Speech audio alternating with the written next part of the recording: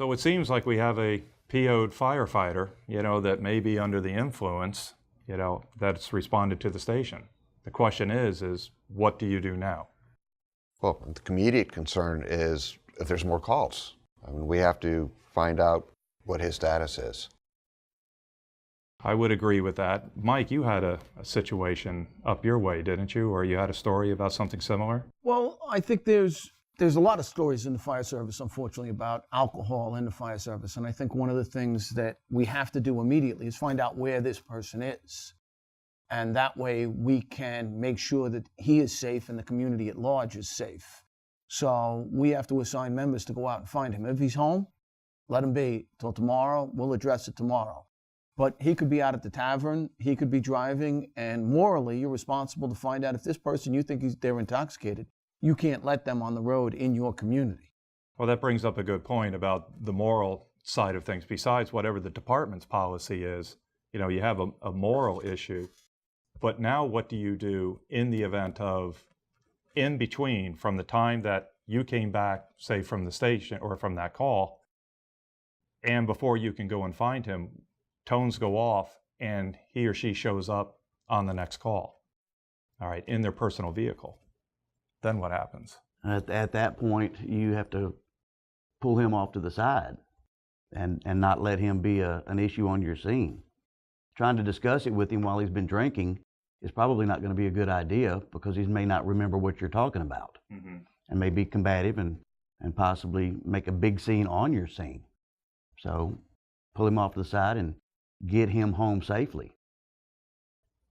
You might have to take one of his friends, someone he's close to in that department, and give up a volunteer firefighter, which is a very, very tough thing to do. That is hard. But to pull somebody off to take care of him, because you cannot morally let this person go back out.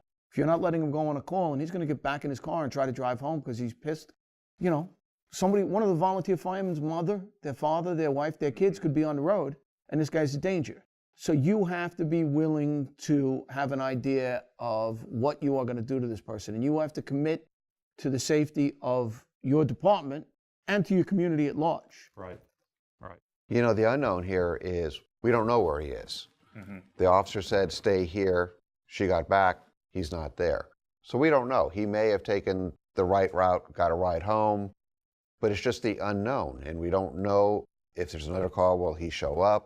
Or is he out and about in a dangerous way? So we don't know. And I think that's one of the first things we have to find out is we have to find him. I agree. And I think it definitely, as the officer, you have a duty to act. And you have to find the individual, all right, and to make sure that he does not respond back out.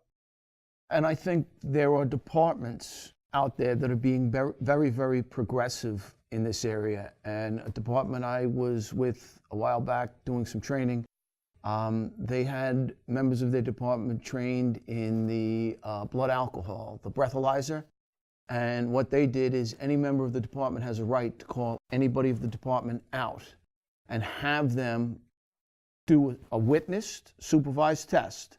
So there have to be at least 2 members, and the member and anybody can call you out, and that person then has to blow into it. If you blow a 0.04 blood alcohol content, you're suspended for 60 days. 0.08, you're suspended for a year. And that is being very, very progressive and being very upfront. And policy. It works very, very well for that department. Something to consider.